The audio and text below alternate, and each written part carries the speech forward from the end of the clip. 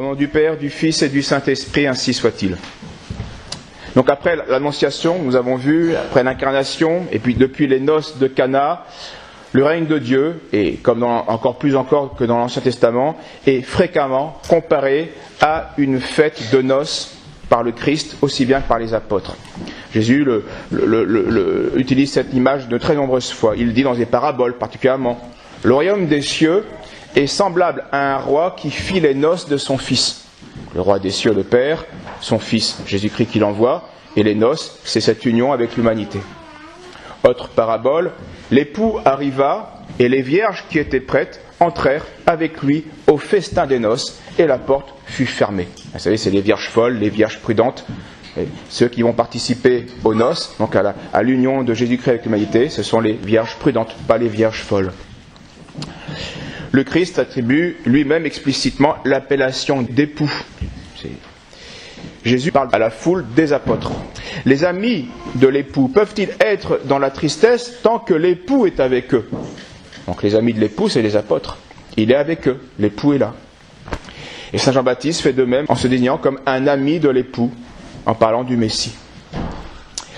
Mais c'est surtout Saint Paul qui va bien sûr mettre en relief ce symbolisme, qui va le révéler explicitement avec son sens profond, sacré, son naturel, du mariage, lorsqu'il fait entre le mariage et l'union du Christ et de l'Église, eh bien un parallèle dont les termes s'éclairent réciproquement.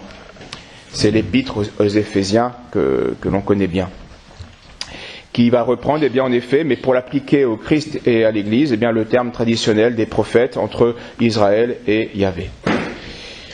Que les femmes, dit saint Paul, que les femmes soient soumises à leur mari, comme au Seigneur, car le mari est le chef de la femme, et c'est ça la suite qui est importante, comme le Christ est le chef de l'Église, son corps.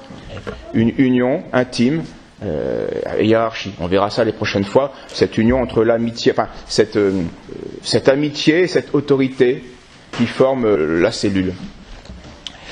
Donc l'amour du Christ pour l'Église, dont l'amour de Yahvé pour Israël n'était qu'une préfiguration bien imparfaite, eh bien constitue la plénitude et la synthèse de l'histoire du salut. La première cellule conjugale, Adam et Ève, préfigurait ce grand mystère dont parle saint Paul en parlant du mariage et en l'appliquant, en disant, de toute façon, il dit quand je parle de ça, c'est surtout du Christ et de l'Église. Ce mystère est grand. Mais il y a tous ces différents degrés dans le mariage. Et le mariage, le premier analogué, comme on dirait en philosophie, c'est-à-dire celui qui est la référence de tous les autres mariages possibles, toutes les autres unions possibles, on le verra, c'est le mariage du Christ incarné dans l'humanité. Donc si l'analogie du mariage aide à comprendre quelque chose de l'union mystérieuse du Christ avec l'Église, eh bien cette union fournit en retour le modèle idéal, parfait, que l'homme et la femme doivent imiter dans leur conduite mutuelle. La théologie du mariage et la théologie de l'Église, eh bien, s'expriment l'un l'autre au moyen des mêmes symboles, parce que tous les deux dépendent des mêmes mystères. C'est très beau et nous le verrons un petit peu. Souvenons-nous des noces de Cana avec son miracle d'eau changée en vin. Eh bien, nous avons là une référence ecclésiale au baptême et à l'Eucharistie. L'eau, le baptême qui nous permet d'accéder à l'Eucharistie, au vin. Et il y a aussi une référence eh bien, à l'Église qui est sur la croix, avec ce côté percé où il sortit, dit saint Jean, de l'eau et du sang. Cana, c'est-à-dire le sacrement du mariage, est donc relié à la croix et au calice eucharistique du Christ. Car dans la mesure où les époux s'unissent au Christ, eh bien, ils sont des créatures nouvelles, ils changent.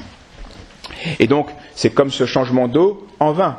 L'eau des passions naturelles, ou les affections purement naturelles, puisque le mariage est une réalité naturelle, pas seulement chrétienne.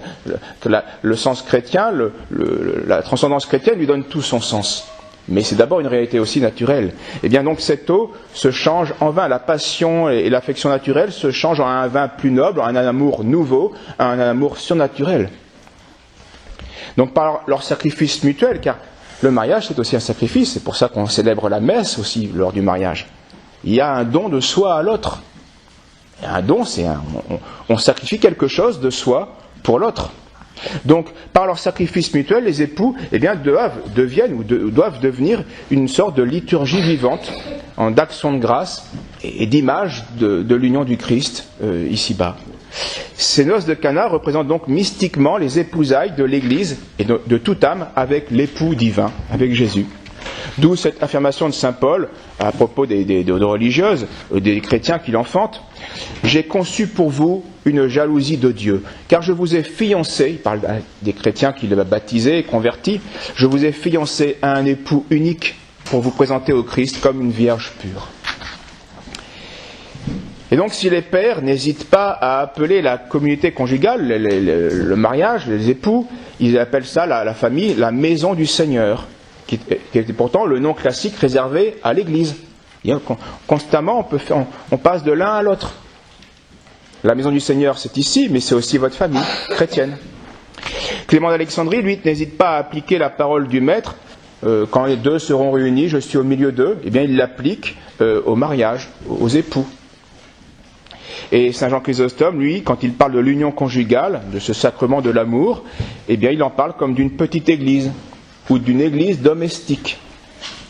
Eh bien, si les pères se permettent tout cela, c'est tout simplement parce que les fiancés chrétiens, quand ils prononcent leur oui conjugal face à l'Éternel, ils reproduisent le fiat marial, qui a permis l'union de la nature divine avec la nature humaine, où il y a eu cet échange de consentement qui a été béni par Dieu, donc pour le mariage béni par l'Église, et qui donne naissance à la création d'un petit royaume évangélique, à une partie de l'Église.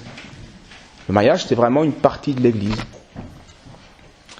Et dans l'Antiquité, la liturgie était beaucoup plus hiérarchisée que maintenant. Donc, aujourd'hui, il y a encore quelques signes. Le signe principal, c'est la hiérarchie entre femmes-hommes, où il y a les femmes tête couverte et les hommes tête découverte. Mais il y avait aussi, bien sûr, la hiérarchie toute ecclésiale, donc prêtre, diacre, sous-diacre, etc. Et ensuite, il y avait les vierges consacrées, et ensuite les mariés. Et après, les autres chrétiens. Les époux étaient hiérarchiquement, liturgiquement, au-dessus des chrétiens non mariés. Et puis en dernier, les pénitents, ceux qui étaient excommuniés pour des fautes publiques graves, qui pouvaient participer à la première partie de la liturgie. Après le credo, ils partaient, et ne restait que les baptisés sans faute grave publique. Donc, la famille chrétienne est vraiment un petit royaume évangélique, une partie de l'Église, et donc une image prophétique du royaume de Dieu, et aussi une anticipation préfigurative du siècle à venir. C'est tout cela dont est chargé le mariage de tant de mystère. Saint Augustin, il fait une allusion aussi dans un sermon à propos d'un passage de l'évangile de Saint Matthieu. C'est le serviteur, vous savez, paresseux, qui n'a pas voulu tirer parti du talent qu'il avait reçu. Et il va être condamné, il va être puni. Les autres, ils avaient reçu 5, ils en rendent 5 de plus. Un autre qui en reçoit 2, il en a travaillé encore 2, il en rend 4. Puis il y en a qui a reçu, il l'a enfui en terre. J'ai dit, on fait comme ça, et lui, il est puni. Et il n'a pas fait fructifier le don de Dieu. Voici le commentaire de saint Augustin. Tout le crime de ce serviteur éprouvé et si sévèrement condamné fut d'avoir pas voulu donner. Il a conservé intégralement ce qu'il avait reçu. Mais le Seigneur voulait que le talent qu'il lui avait donné ne restât point infructueux.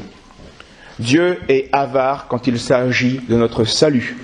S'il condamne ainsi celui qui a refusé de donner, que doivent attendre ceux qui perdent ce qu'ils ont reçu? Nous sommes les dispensateurs. Il parle donc là en tant qu'évêque, lui, c'est Augustin. Nous donnons et vous recevez. Mais ne croyez pas toutefois que vous soyez vous-même dispensés de donner. Il s'adresse aux fidèles. Vous ne pouvez donner du haut de cette chair, mais vous le pouvez partout où vous êtes, en tant que chrétien, lumière du monde.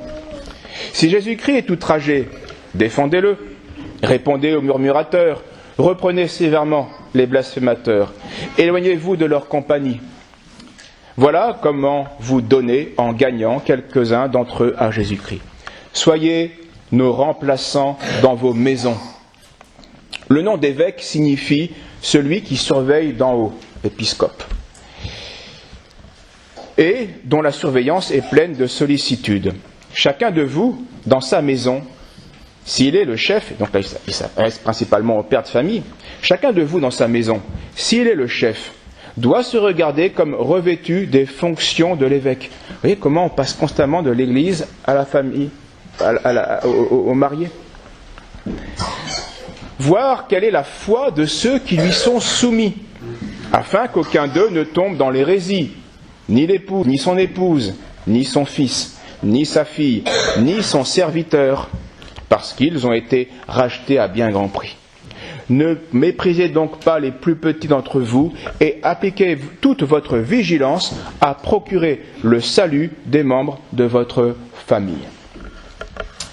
Donc dans ce sacrement, on peut aussi découvrir, c'est un enseignement théologique classique du Moyen-Âge, et saint Thomas l'a repris bien sûr avec d'autres. Dans tout sacrement, on peut trouver une triple dimension qui regarde le passé, le présent et le futur. Ce qu'on appelle une mémoire pour le passé, une présence pour un bien immédiat et une prophétie pour le bien futur. Cette triple dimension est la plus visible, la plus facile à comprendre pour le sacrement de l'Eucharistie et le sacrement du mariage. Pour l'Eucharistie, à la fête Dieu, c'est l'antienne qui le résume. Le O sacrum convivium, O sacré banquet. Et là, on fait encore référence aux noces. O sacrum convivium. Et nous avons la mémoire de la passion du Christ, Recollitur memoria passionis eius, où nous nous souvenons de la passion du Christ. Donc, l'Eucharistie, il y a mémoire de la passion, il y a un souvenir passé des bienfaits de la passion. Il y a aussi une présence effective de la grâce qui découle de cette passion. Mens impletur gratia. Quand on s'unit à l'Eucharistie, eh bien, c'est notre esprit qui se remplit de grâce. Et il y a un aspect prophétique qui va anticiper la gloire, qui va être l'accomplissement eschatologique de la fin du monde et du salut, dont l'Eucharistie est un gage. C'est une promesse, plus qu'une promesse, c'est un début de vie éternelle, l'Eucharistie. Ça, c'est la réalité prophétique. Et future gloriae nobis penius datur, qui nous donne un gage de la gloire future. Eh bien, de manière analogue, les époux, dans leur mariage, eh bien, rappellent, la mémoire, le passé, rappellent l'amour de Dieu pour son peuple. Une famille chrétienne, ça contient constamment cela. On se rappelle de l'union du Christ avec la nature humaine, pour son Église, l'amour du Christ pour son Église. Le mariage actualise dans le présent, eh bien, cette union d'amour qui perdure. Puisqu'on l'a vu, c'est une excroissance de l'Église. C'est une réalité présente. Donc, source de grâce pour les mariés, les époux, pour leur sanctification, et puis pour la famille, et puis pour la société, on le verra une autre fois. Et enfin, ça annonce de manière prophétique, eh bien, la réalité future des noces éternelles, parfaites, avec l'agneau de Dieu, l'agneau avec l'Église, de Dieu avec l'humanité, où il sera tout en tous. Et c'est ainsi, pour finir, que l'histoire du salut va se finir, là encore, par des noces, par un mariage. L'alliance entre Dieu et son peuple est à ce point nuptial que saint Jean parle de l'Église à la fin des temps, bien non plus comme la fiancée du Seigneur, comme le prophète Osée, que nous avions évoqué, mais comme l'épouse de l'agneau. L'agneau, c'est le Christ, évidemment, le Christ sacrifié pour nous.